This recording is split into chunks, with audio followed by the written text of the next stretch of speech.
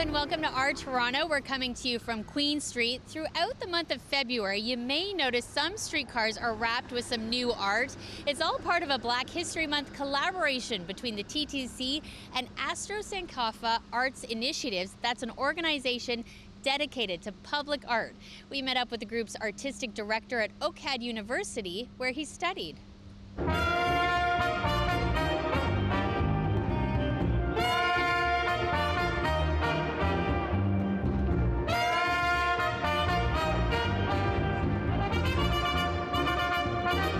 AstroSankofa is all about making these stories accessible.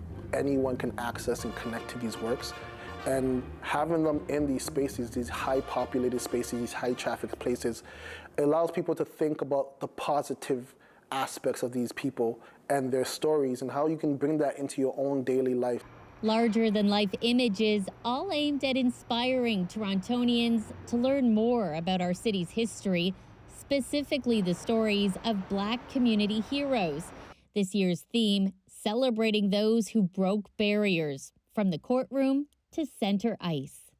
When would you say your passion of Toronto's history started, and Toronto is telling stories about Toronto? Like, where does that come from? My parents, yeah.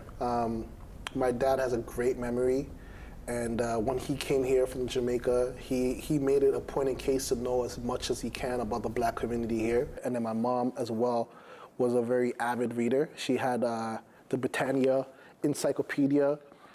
Every Caribbean person should know about that. Like, it's like from A to Z, the whole bookshelf. And as punishment, she would make me read those things. But she would make me specifically find the Black leaders in those books. Even though I had this knowledge, I didn't see it around me. So I was making poor decisions when I was younger because I didn't feel like I was being reflected in my environment, or my story wasn't valued in my environment. And so that made me believe that I wasn't valued. And so once I realized, like, hey, that's not the case, and my situation and circumstances doesn't have to be the way I think of myself, that's where I started to get passionate about public art. Art for Quentin VerCetty was therapy, an outlet for what he describes a very traumatic upbringing in Rexdale and Malton.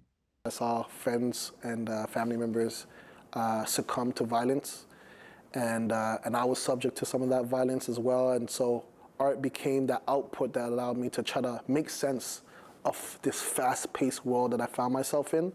People helped me to realize that the work that I was using to heal myself made me realize, like, hey, I can use my work to help other people. And then when people started paying me for the work, I was like, oh, this could be something. This could be something. Yeah. One of his biggest sources of inspiration, his best friend, Rory Hahn. He too, a young, talented artist who died of a brain aneurysm. And the last conversation I had with him was him telling me how much he's proud of me, and telling me that no matter what, I should keep growing and keep pushing. And so that became my social media name, Keep Growing Q. That was his last text message to me. Words he's carried close throughout his journey as a visual storyteller with undeniable talent. His works celebrating the past while exploring the future. So Afrofuturism, the simple way I like to explain it is, how can we tell stories and apply practices that thinks about healing and improvement for the future, but you're doing it through an Afrocentric lens. So you're using concepts from Africa or from the Caribbean, and that's informing the practices or the stories you tell. And so there's this connection between looking at the past, right? Because you're taking inspiration from the things that have come before, and then you're looking in the present, but you're really working towards beyond that. His latest piece, now on permanent public display, is a bronze bust of the late political giant Lincoln Alexander. For Quentin, it's a full circle moment. And what I mean by that is I met Lincoln M. Alexander when I was in the school called Lincoln M. Alexander. So I attended the school, and I was a horrible student. I was skipping class at the time, and he walked into the building. Yeah, I just remember he walks right up to me. All my friends ran because they thought he was a police officer or something, and I just stood my grounds, and he's like, you know what? I can see you doing great things, and I hope you come to my assembly today. And I was like, okay, and I didn't go. It is one of my regrets. And so being able to spend that time to make this piece was really a way of revisiting my past, revisiting that younger version of me who was lost, you know, and who didn't know his value. And then being that grown man now and recognizing the value of what I have to offer to the society, and making true on the words that Lincoln said to me, you know, and recognizing that, like, this is a man who saw something in me before anyone else. And so I'm excited about what I can do with AstroSankofa and what we're collectively doing for the community, because it's like, this is my singular accomplishment, but now it's about our collective accomplishment. So I'm so excited about the projects that we're doing. Quentin and his organization have a number of public art projects on the go, including this one here on Eglinton West. He says it's the first public art sculpture to celebrate Jamaican culture in the neighborhood. The piece honors multiple communities and will feature the voices of people who live there. Work is still underway, so follow him for more updates on that. As we just saw, one of Quentin VerCetty's latest projects is now on display at Queen's Park, a bronze sculpture of trailblazer Lincoln Alexander.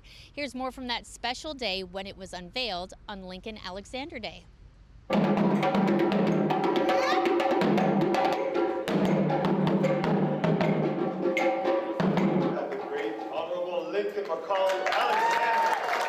I couldn't be prouder that my grandfather has become immortalized in Queen's Park, a place that he's dedicated a lot of his life to. And so I'm just feeling very overwhelmed and very grateful. I know it's been a long time coming that the committee and Rosemary Sadler has been trying to make this come to fruition, and here we are. He was dedicated to education and youth who demonstrated leadership in combating discrimination and racism. He was appointed a companion of the Order of Canada in 1992. Link chaired the Canadian Race Relations Foundation because he was a human rights visionary, having broken party ranks to vote in favor of anti-hate legislation. Lincoln Alexander was a man of firsts. First Black member of Parliament, first Black cabinet minister, and of course, the first Black Lieutenant Governor of Ontario. Indeed, he was the first Black person in a vice-regal position in Canada. And today, we have another first. The first sculpture of a Black person to be here in Queen's Park. For generations to come, people will be able to walk through Queen's Park and have a story about this man that came a long time before them, and just the impact that he made will forever be solidified through that statue and the conversation that will go around with it. Today I have countless people come up to me and share stories about him in ways that he impacted their life in such a positive way, and that would be what I really want people to remember, is that he just really was a very kind, caring individual, and he really wanted to make life better for anyone that he came into contact for.